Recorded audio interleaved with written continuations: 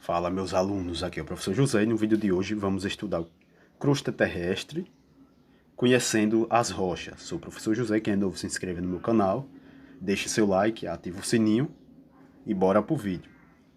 Crosta terrestre, ou litosfera, é formada por um material sólido que constitui as rochas. E as palavras rochas é usada para designar rochedo, penhasco ou pedra. Na geologia, há um outro significado para a rocha, que é agregado natural formado por um ou mais minerais.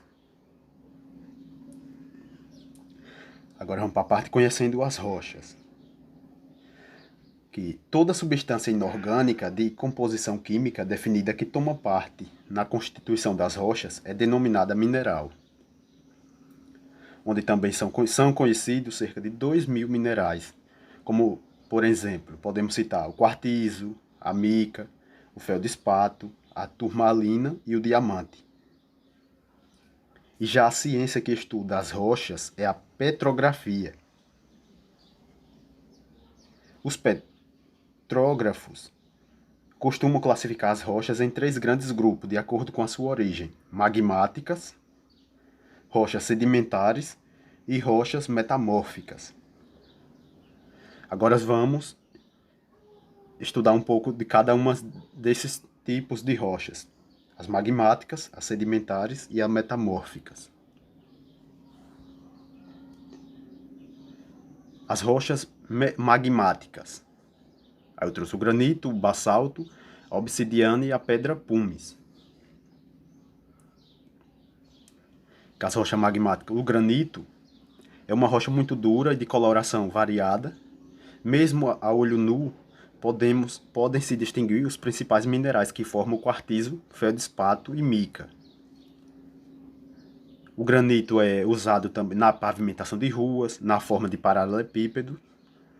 Quando polido, ele se torna uma bela pedra ornamental, utilizada no revestimento de prédios, também confecções de pias, pisos, túmulos e estátuas.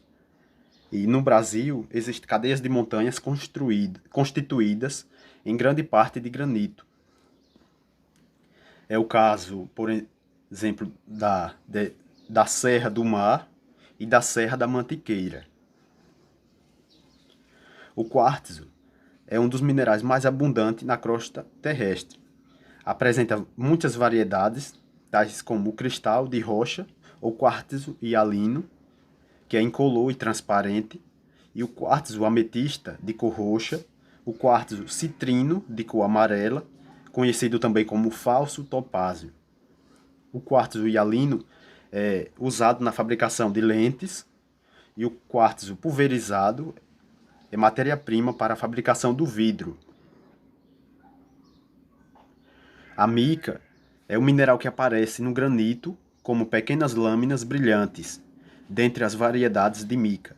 A mais conhecida é a mica branca, que é moscovita, e é empregada como isolante elétrico e térmico.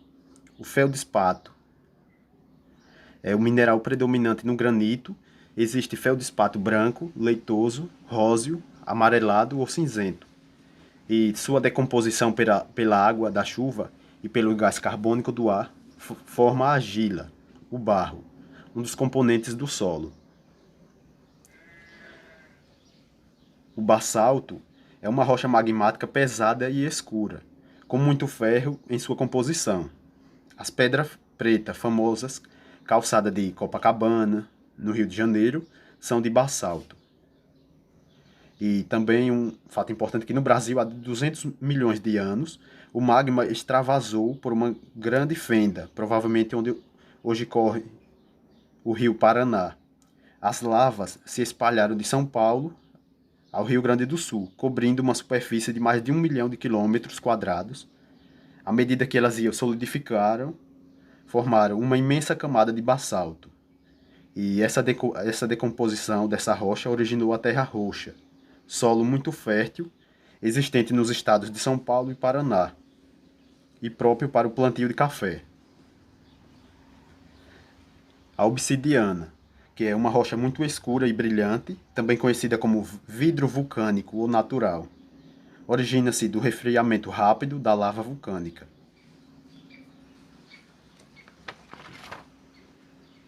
A pedra pumice, que é uma rocha que tem a mesma origem de composição da obsidiana, entretanto, devido à grande quantidade de poros, assemelha-se a uma espuma endurecida, sendo extremamente leve, pode ser cinzenta, esbranquiçada ou amarelada, é utilizada para eliminar calosidades e amaciar a pele.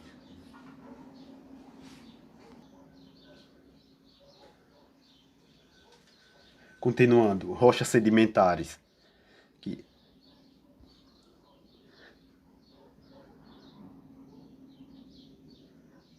As rochas sedimentares são rochas que se formam-se pelo acúmulo de partículas vindas de outras rochas ou de restos de animais e vegetais mortos. Que a água da chuva, dos rios, lagos, mares e os ventos e as geleiras estão continuamente desgastando as rochas da superfície da Terra. Aí esses pequeninos fragmentos vão se acumulando em camadas que são poucos a poucos comprimidas, transformando-se em rochas sólidas. E também algumas vezes os sedimentos resultam da atividade dos seres vivos. Os recifes de coral formam-se a partir de animais chamados corais. E também os depósitos de carvão também são rochas sedimentares. Tiveram sua origem no soterramento de imensas florestas, ocorrido há muitos milhões de anos. As rochas sedimentares também podem conter fósseis, que estes são os restos de impressões de seres vivos muito antigos, que ficaram retidos entre os sedimentos, e os fósseis nos ajudam a reconstituir a história dos seres vivos desde os tempos mais antigos. E também são exemplos de rochas sedimentares o calcário, a argila, o sal-gema e o arenito, e entre outros. Especificando cada um dessas rochas sedimentares, o calcário. O calcário é uma rocha constituída principalmente de carbonato de cálcio, e muitos tipos de rocha calcária foram formados pelos depósitos de conchas e esqueletos de animais marinhos que viveram há milhares e milhares de anos. E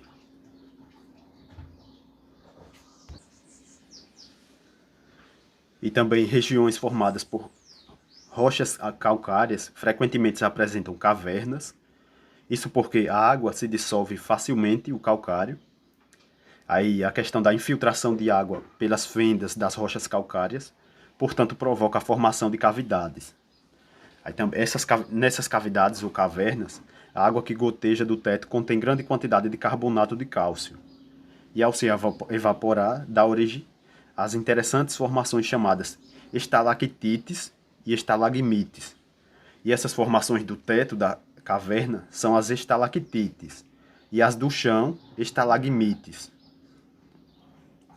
E outra questão também é que os calcários eles são utilizados na pintura de muros e troncos de árvores, na preparação da argamassa para a construção, na fabricação de giz escolar e vidro, e em esculturas, entre outras aplicações. Falando um pouquinho da argila. A argila ela provém de fragmentação e alteração dos ferros de patos. É um material extremamente fino e quando misturado com água ela forma uma pasta que pode ser modelada.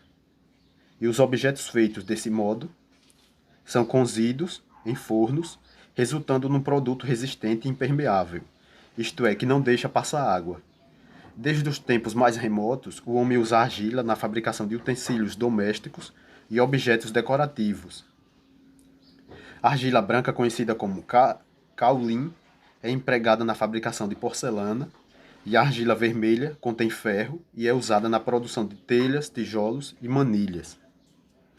Falando um pouquinho do sal-gema, que é uma rocha formada principalmente por cloreto de sódio, o nosso conhecido sal de cozinha, que durante milhões de anos as águas de antigos mares e lagos salgados foram evaporando até secarem. Aí, nesses locais restaram grandes depósitos de sal que foram depois cobertos por camadas de outras rochas impermeáveis à água. Aí assim ficaram preservados em diferentes profundidades e constituem hoje as jazidas de sal-gema. Essas jazidas são muito úteis ao homem, que delas retira o cloreto de sódio tão necessário em todo o mundo.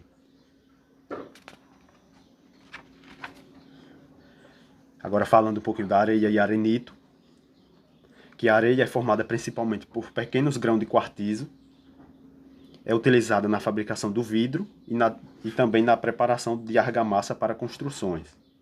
Em certas regiões, o vento acumula grandes montes de areia fina, chamados dunas, onde são muito famosas as dunas do litoral nordestino.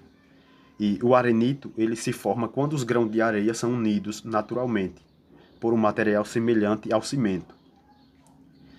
Uma questão curiosa é que as formações encontradas em Vila Velha, no Paraná, elas resultam da ação das chuvas e do vento sobre o arenito. Agora vamos falar do outro tipo de rocha, que é as rochas metamórficas. Que as rochas metamórficas elas são formadas pela transformação ou metamorfose de rochas magmáticas e sedimentares. E essa transformação se dá principalmente pela ação do calor e da pressão do interior da crosta terrestre, que são exemplos as rochas metamórficas, o gneiss, o mármore, o quartzito e a ardósia.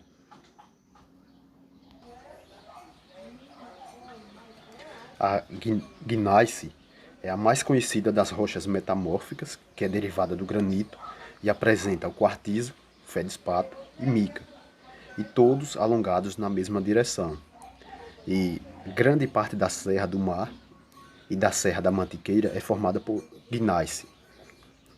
Mármore. Mármore ela origina-se da transformação do calcário, quando puro é branco, como conhecido mármore do Carrara, que na Itália próprio para a confecção de esculturas, e o mármore colorido ele resulta da mistura de outros materiais. A questão também no Brasil, ele encontra-se mármores brancos no estado do Ceará, do Espírito Santo, de São Paulo, do Rio Grande do Sul e do Paraná. E já os mármores coloridos são encontrados principalmente em Minas Gerais, Mato Grosso e na Bahia. E os mármores são usados para revestir pisos, paredes e também para construir escadas, tampos de pias e mesas. E o quartzito, ele se forma-se a partir do arenito, que sofreu profundas transformações, e o quartzito é uma rocha bastante compacta e resistente, que nele os grãos de quartzo se apresentam soldados, e quando o quartzito é rico em hematita, que é minério de ferro, chamam-se de itabirito. E já a ardósia, sob elevada pressão e altas temperaturas, a argila transforma-se em ardósia, que são placas finas de ardósia que eram usadas antigamente na cobertura de casas e nas salas de aula, como quadros negros, que também podem ser utilizados no revestimento de pisos. Esse foi mais um vídeo, obrigado e até o próximo.